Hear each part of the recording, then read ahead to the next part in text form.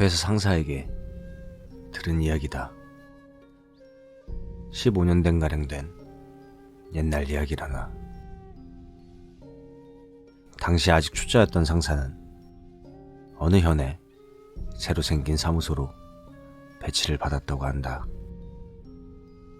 공장 옆에 붙어있던 그 사무소는 시가지에서 멀리 떨어진 깊은 산속에 있었다. 당연히 밤에는 차 한 대 안 지나가는 벽지 중에 벽지였다 한다.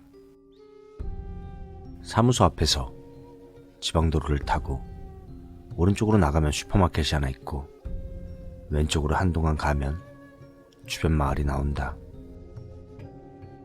하지만 거기서 마을 중심부까지는 한동안 시간이 걸리는 장소였다고 한다. 그날 상사는 혼자 남아 잔업을 하고 지쳐 쓰러질 것 같은 몸으로 사무소 문을 닫고 나왔다고 한다.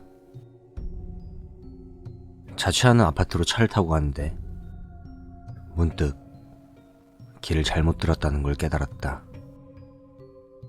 오른쪽으로 가야 되는데 왼쪽 길을 타버린 것이었다.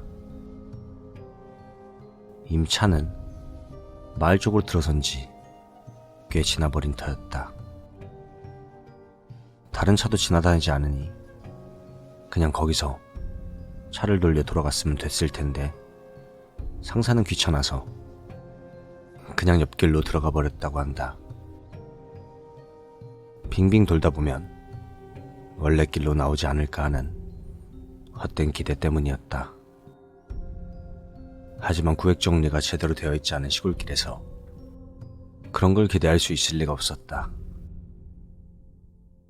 계속 달리다가 나왔는 길로 다시 빠지는 걸 몇 번 반복했지만 어디로 어떻게 온 건지는 전혀 알 수가 없었다. 주변은 어둡고 길은 좁다. 이제 와서 돌아 나가는 것도 무리라고 생각했다. 하지만 포장도로와 비포장도로가 번갈아 나타나는 길 사이에는 바퀴 자국이 있었기 때문에 적어도 여기에 누가 살거나 마을이 있을 거라는 희망을 가지고 상사는 앞으로 계속 나아갔다.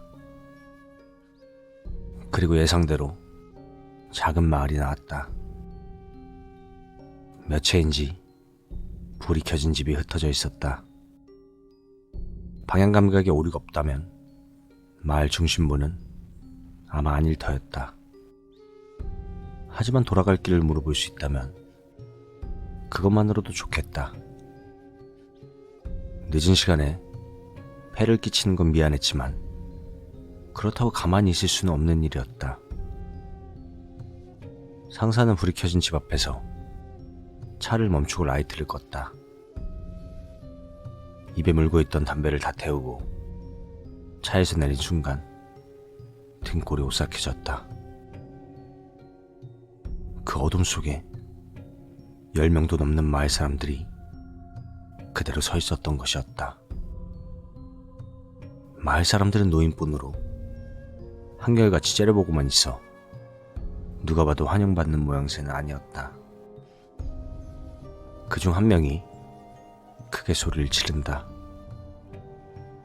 그러자 다른 마을 사람들도 다 같이 계속해서 소리를 지른다. 뭐하러 왔냐? 돌아가라.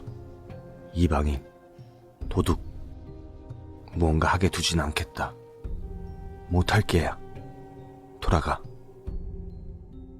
알아들을 수 없는 말도 좀 있었지만 지역 방언으로서 그런 말을 하는 듯 했다. 상사는 오해를 풀기 위해 해명을 하면서도 주춤주춤 뒷걸음질 쳤다. 문득 등 뒤에서 인기척이 느껴져 뒤돌아보니 거기에 또한 10명가량의 마을 사람들이 있었다. 그들 역시 무언가 소리를 지르고 있었지만 상사가 놀란 것은 그것 때문이 아니었다. 상사의 얼굴 바로 아래 몸집이 작은 노파가 염주를 든 채 그 상사를 올려다보며 무언가를 외고 있었던 것이다.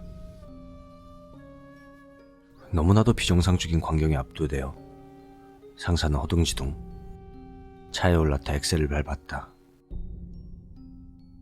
마을 사람들은 상사를 쫓아내려는 것뿐이었던 듯 다행히 쫓아오지는 않았다.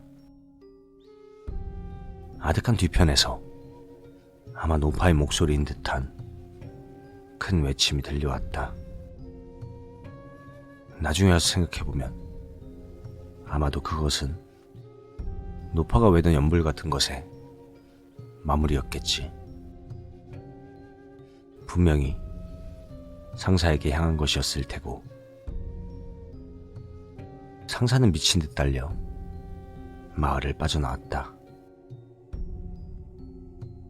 나와보니 다른 현에 와 있었다. 국도를 타고 한참 돌아 집에 도착하니 이미 아침이었다나. 그리고 다음날부터 상사는 눈에 띄게 컨디션이 떨어져 갔다. 일을 못할 정도는 아니었지만 몸은 무겁고 식욕도 없었다고 한다. 무리해서 먹기는 했지만 사흘 만에 체중이 5kg 정도나 빠질 정도였다니 아마도 힘들었을 것이다. 일주일이 지날 무렵에는 눈에 띄게 수척해져 동료들도 진심으로 걱정할 정도였다고 했다. 병원에도 찾아갔지만 딱히 이상은 발견되지 않았다. 마을에서 겪은 일 때문에 쇼크를 받았던 것이라 스스로를 타일렀지만 그렇다고는 해서 몸이 회복되는 건 아니었다. 그러던 어느 날 동사무소의 기업 담당 부서를 찾아갈 일이 있었다고 한다. 동사무소 담당자는 동년배의 젊은이였기 때문에 사적으로도 상사와 꽤 친한 편이었다고 한다. 같이 술을 마시다가 담당자가 자기 입으로 영감이 있다고 말한 적이 있었지만 그런 이야기는 믿지 않았던 상사였기에 그냥 웃어 넘겼다고 한다. 그런 담당자를 일 때문에 찾아갔는데 그 양반이 일 얘기는 하는 둥 마는 둥 하더니 이렇게 말하더라는 것이다. 어차피 진지하게 들어주지 않을 것 같은데 몸 상태에 관련된 이야기나 좀 잠자코 들어봐. 그의 말에 따르면 상사의 컨디션 난조는 저주 때문에 악령이 씌었기 때문이라는 것이었다. 불제를 받는 게 좋을 것 같다고 잘 알고 있는 저를 소개해주겠다는 것이었다. 상사는 그의 영감은 전혀 믿지 않지만 지푸라기라도 잡는 심정으로 그가 알려준 절에 찾아갔다. 절에 있는 주지스님은 침착한 모습으로 상사를 맞아 지극히 담담하게 불제를 해주었다. 불제가 끝난 뒤 상사는 거짓말같이 컨디션을 회복했다. 하지만 그럼에도 여전히 저주에 관해서는 반신반의였기에 그 마을에 있었던 일들을 주지스님에게 이야기했다고 한다. 주지스님은 그 마을이 고대부터 내려온 토착 풍습을 지금도 완고하게 지키고 있다고 말했다. 먼 옛날 마을에 찾아왔던 여행자를 재워줬더니 그 여행자가 아이를 훔쳐 도망쳤던 일이 있었다는 것이었다. 그때부터 마을 사람들은 스스로를 지키기 위해 태어난 지 얼마 되지 않은 갓난아이가 있을 때는 외부 사람들이 마을에 발도 들여놓지 못하게 막아서게 됐다는 것이었다. 하지만 그 풍습이 언제부터인가 점점 돌을 더해가 쫓아낸 외지인이 두 번 다시 마을에 돌아오지 못하게 그렇게 하는 게 목적이 되었다. 기도사를 동원해 외지인을 저주해 죽이는 것으로 변질된 것이었다. 상사는 그날 밤 봤던 노파와 듣게 됐던 외침이 떠올라 오싹했지만 그럼에도 저주 같은 걸 믿고 싶진 않았다. 문득 그 마을에서 봤던 건 남자도 여자도 노인뿐이었던 게 떠올랐다. 왜 젊은 사람들은 단 한 명도 없었던 것일까? 애시당초 아무리 시골이라고 해도 요즘 시대의 젊은 세대가 그런 인습에 묶여 살 리가 없을 텐데. 그런 의문이 들어 상사는 주지스님에게 질문했다고 한다. 주지스님은 순간 몹시 놀란 듯 했지만 곧 미소 지으며 가르쳐 주었다. 당신은 아직 알아차리지 못했나 보군요. 그 마을은 고령화가 꽤 빠르게 진행되었습니다. 그런데도 완고하게 주변과 교류를 거부하고 있지도 않은 갓난아이를 구실로 내세워 외지인들을 내쫓았죠. 그런 마을이 온전히 대가 이어지겠습니까? 그 마을이 완전히 폐촌이 된 지도 30년이 훨씬 더 됐어요. 그 이야기를 들었을 때 온몸에 느껴졌던 오한을 상사는 아직도 잊을 수가 없다고 한다. 그 후 동사무소에서 관련 상담회를 한 후 동사무소 담당자가 운전을 해 상사는 다시금 그 마을에 갔었다고 한다. 이번에는 해가 중천에 떠있는 대낮에 동사무소 담당자는 진심으로 싫어했다고 했지만 상사는 꼭 한번 자기 눈으로 확인해야겠다고 죽어라 매달렸다고 한다.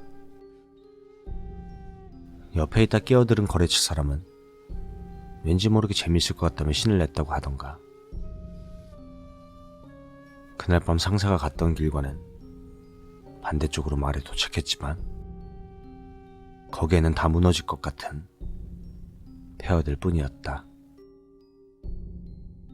도저히 이전과 봤던 마을과 같은 곳이라고는 믿을 수 없을 정도였다 한다. 하지만 마을 안쪽까지 들어가 되돌아본 풍경은 그날 밤 본 마을이 틀림이 없었다. 상사는 아연시색해 식은땀만 흘렸다고 한다. 그때부터 상사는 영혼의 존재를 믿게 되었고 동사무소 담당자는 폐허 그늘에서 자신을 보는 마을 사람들이 보인다며 끝끝내 차에서 내리지 않았다고 한다. 그리고 혹시 모른다는 생각에 거래처 사람까지 셋이 다시 저를 찾았다고 한다. 이번에도 불제는 받았지만 상냥했던 주지스님이 머리 끝까지 화가 나는 바람에 지독하게 설교를 들었다고 한다.